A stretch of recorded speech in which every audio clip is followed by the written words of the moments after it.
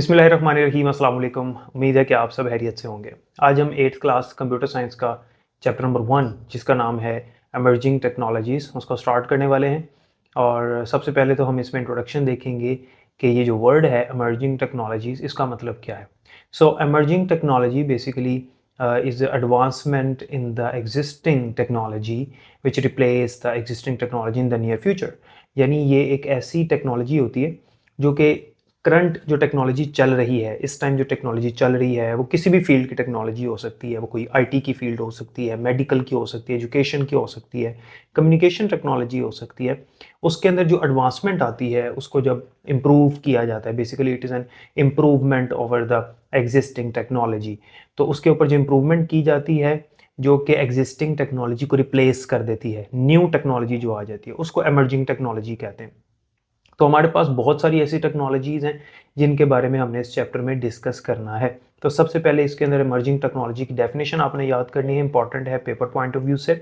तो emerging technology ये असल में उभरती हुई टेक्नोलॉजीज़ होती हैं जिनके ऊपर रिसर्च की जा रही है और आने वाले टाइम में इनको बहुत ज़्यादा इस्तेमाल किया जाएगा और इसको हम लेटेस्ट टेक्नोलॉजी भी कह सकते हैं। सो टोटल 12 इमर्जिंग टेक्नोलॉजीज़ हैं जो इस चैप्टर में डिस्कस की हुई हैं। तो हम इसको जो है आज के लेक्चर में 3 टेक्नोलॉजीज़ के बारे में डिस्कशन करेंगे। Number 1 is robotics, number 2 is artificial intelligence and number 3 is self driving cars. So the number 1 is robotics. तो सबसे पहले हम रोबोटिक्स के बारे में देखते हैं कि ये क्या है। आप सब ने तकरीबन इसका नाम सुना होगा, रोबोटिक्स। और जब भी रोबोट्स की बात होती है तो हम सब के माइंड में सबसे पहले एक ऐसी मशीन आती है जो कि दिखने में बिल्कुल इंसान की तरह होती है। उसके हाथ है, उसके पाँव हैं, उसका सर है, ठीक है, उसका फेस है, वो बातें करता है। इस तरह की कोई इमेज हमारे माइंड में बन जाती है रोबोट के बारे में। लेकिन याद रखिएगा, रोबोट जो होते हैं उनकी डेफिनेशन एक्चुअली ये नहीं है कि इंसान की तरह दिखने वाली मशीन हो। Robot basically automatic programmable machine होती है। यानी एक ऐसी मशीन है जिसको प्रोग्राम किया गया है जो ह्यूमन टास्क परफॉर्म करती है और हमारी एफर्ट को कम करती है। यानी वो काम जो फिज़िकली इंसानों के लिए करना डेंजरस हो सकते हैं या डिफ़िकल्ट हो सकते हैं, वो काम हम रोबोट से करवाते हैं। These are intelligent machines. ये इंटेलिजेंट मशीन्स हैं that can perform physical task, जो फिज़िकल टास्क परफॉर्म करते हैं, मैकेनिकल टास्क परफॉर्म करते हैं, मूव करते हैं एक जगह से दूसरी जगह, इनको रोबोट्स कहते हैं। तो ये ज़रा रोबोट का कॉन्सेप्ट आपने समझना है। रोबोट ज़रूरी नहीं है कि इंसान की तरह दिखने वाली मशीन हो भी सकती है और नहीं भी हो सकती। फॉर एग्ज़ाम्पल, रोबोट को स्प्रे पेंटिंग में इस्तेमाल किया जाता है। कार के ऊपर जब स्प्रे किया जाता है, कलर किया जाता है, उसके लिए रोबोटिक मशीन्स इस्तेमाल होती हैं। तो वहाँ पर जो मशीन्स हैं वो रोबोटिक मशीन्स हैं। यानी वो मशीन्स जो कि इंसानों की तरह काम करें, ऑटोमेटिकली परफॉर्म करें टास्क और फिज़िकल टास्क परफॉर्म करें, उनको रोबोट्स कहते हैं। ये जो रोबोट का वर्ड है बेसिकली ये एक चेक वर्ड है, रोबोटा। चेक बेसिकली एक यूरोपियन कंट्री है, उनकी लैंग्वेज में एक वर्ड है रोबोटा जिसकी इंग्लिश है रोबोट और इसका मीनिंग है हार्ड वर्क। तो हार्ड वर्क से निकला है कि रोबोट हार्ड वर्किंग करता है, वो काम जो ह्यूमंस नहीं कर सकते या डेंजरस हो सकते हैं उनके लिए या फिर बहुत ज़्यादा एफर्ट लगती है उसमें, तो रोबोट वो काम करके उसको उस एफर्ट को कम कर देता है। So this is basically the concept of robot is. Robot बहुत सारी जगहों पर बहुत सारी फील्ड्स में इस्तेमाल होता है। फॉर एग्जांपल मैन्युफैक्चरिंग में इस्तेमाल होता है, जब कार्स बनाई जाती हैं, जब डिफरेंट पैकिंग की जाती है प्रोडक्ट्स की, फूड प्रोडक्ट्स की, ठीक है, डिफरेंट चीज़ों की पैकिंग की होती है और वो कंप्यूटराइज्ड पैकिंग होती है। हमारे जो मोबाइल फ़ोन्स बनते हैं उनकी पैकिंग होती है। अब हाथ से ये पैकिंग नहीं होती। आपको भी पता होगा कि हमारे जो फ़ोन्स आजकल आ रहे हैं उनमें जो पैकिंग होती है उनकी, वो हाथ से पैकिंग नहीं होती, इंसान उसकी पैकिंग नहीं करता।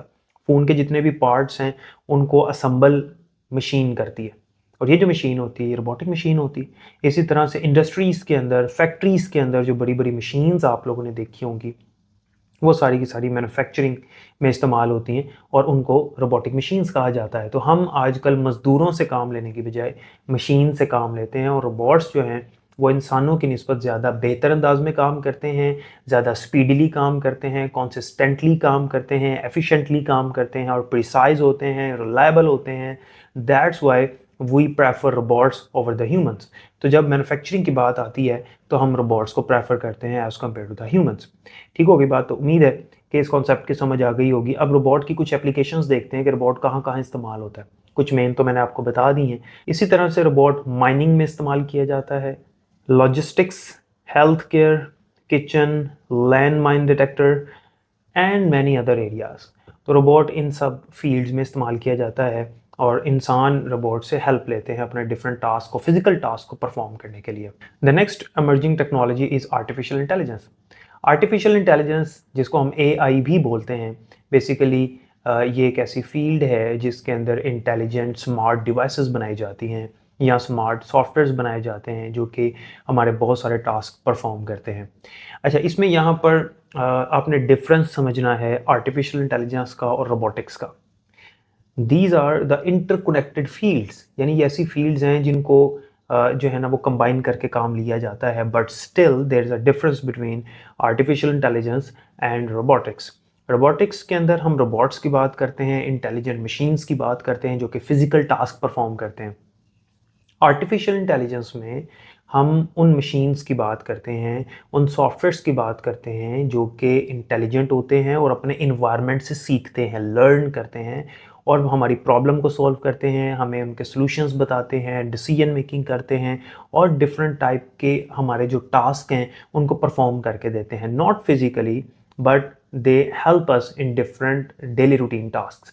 हम उसे बहुत सारे काम करवाते हैं, जिसकी बेहतरीन एग्जाम्पल हमारे पास जो चैट जीपीटी है, मेटा एआई है, हम लोग व्हाट्सएप में यूज़ करते हैं, ये आर्टिफिशियल इंटेलिजेंस है बेसिकली।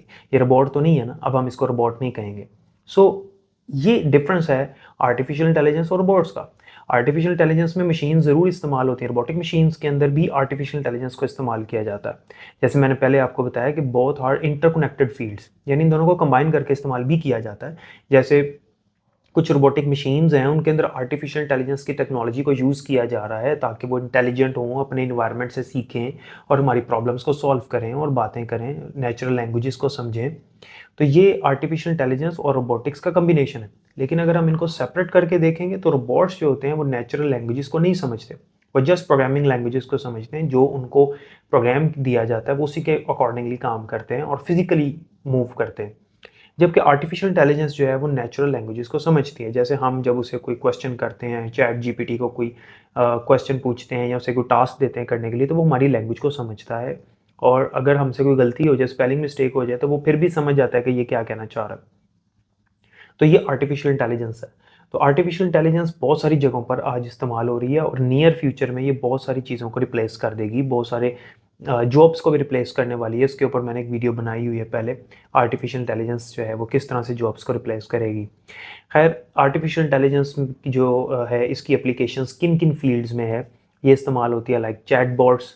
चैटबॉट्स वही है जो मैंने आपको अभी बताया, जैसे चैट जीपीटी है, मेटा एआई है, जेमिनाई है, ये सब चैटबॉट्स।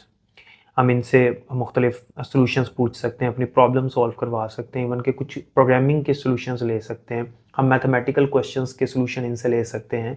इसके अलावा गेमिंग में इस्तेमाल होती है artificial intelligence. It is also used in social media, marketing, navigation control etcetera. The next emerging technology is self driving cars. Self driving car artificial intelligence के ज़रिए से चलती है। सेल्फ ड्राइविंग कार्स क्या होती हैं, जिनको हम ड्राइवलेस कार्स भी कहते हैं, रोबोटिक कार्स भी कहते हैं। ठीक है, इनको हम ऑटोनोमस व्हीकल भी कहते हैं, यानी वो कार जिनके अंदर ड्राइवर नहीं होता और बगैर ड्राइवर के वो ड्राइव हो सकती हैं with the help of artificial intelligence. इसके अंदर बहुत सारे सेंसर्स इस्तेमाल किए जाते हैं, जीपीएस है इसके अंदर थर्मोग्राफिक कैमरास हैं, रडार है और इनर्शियल मेजरमेंट यूनिट्स हैं जो कि इसके सराउंडिंग्स को इसके इर्द गिर्द के माहौल को सेंस करते हैं और ऑब्ज़र्व करते हैं। और जो हमारा नेविगेशन सिस्टम है, लाइक गूगल मैप पे जब हम कोई उसे पाथ पूछते हैं, कोई लोकेशन पूछते हैं, तो वो हमें बाकायदा रास्ते बता रहा होता है, नेविगेट कर रहा होता है। इवन कि वो हमें बोल के भी बता रहा होता है कि हमने किस टाइम कहाँ पर मूव करना है और कितने मीटर के बाद हमने मूव करना है। तो इसी टेक्नोलॉजी को सेल्फ ड्राइविंग कार्स के अंदर इस्तेमाल किया जाता है, जीपीएस ट्रैकिंग सिस्टम को यूज़ किया जाता है जो कि उसको नेविगेट करने में मदद देता है कि उसने कब कहाँ पर टर्न लेना है, राइट मूव करना है या लेफ़्ट मूव करना है, कब उसने स्टॉप होना है, ये सारी चीज़ें। और जो कैमराज़ हैं वो सिग्नल्स को और आगे आने जाने वाली कार्स को और लोगों को ऑब्ज़र्व करने के लिए इस्तेमाल होता है, थर्मोग्राफिक कैमरा। ये कुछ सेंसर्स हैं जो कि सेल्फ ड्राइविंग कार्स के अंदर इस्तेमाल होते हैं। So this is another emerging technology that will replace the current technology, और आने वाले टाइम में सेल्फ ड्राइविंग कार्स जो है वो इस्तेमाल होने वाली हैं। जबकि अगर हम बात करें कि इस टाइम अगर हमारे पास कोई एग्जांपल हो, तो उसमें हमारे पास जो गूगल्स वेमो एक्सपेरिमेंट है, ये एक मुकम्मल तौर पर ड्राइवलेस कार है जो कि बगैर ड्राइवर के चल सकती है। हमारे पास मौजूद है, आपको स्क्रीन पर नज़र भी आ रही है। इसके अलावा एप्पल की और फिर मर्सिडीज़ की एक दो ऐसी कार्स एक्सपेरिमेंट के तौर पे उन्होंने बनाई हुई हैं जो कि ड्राइवर के बगैर ड्राइव कर सकती हैं।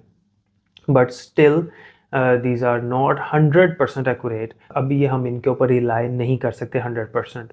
तो इस वजह से ये मुकम्मल तौर पे ये टेक्नोलॉजी अभी यूज़ नहीं हो रही, लेकिन इन नियर फ्यूचर हम इसको देखेंगे और यूज़ करेंगे।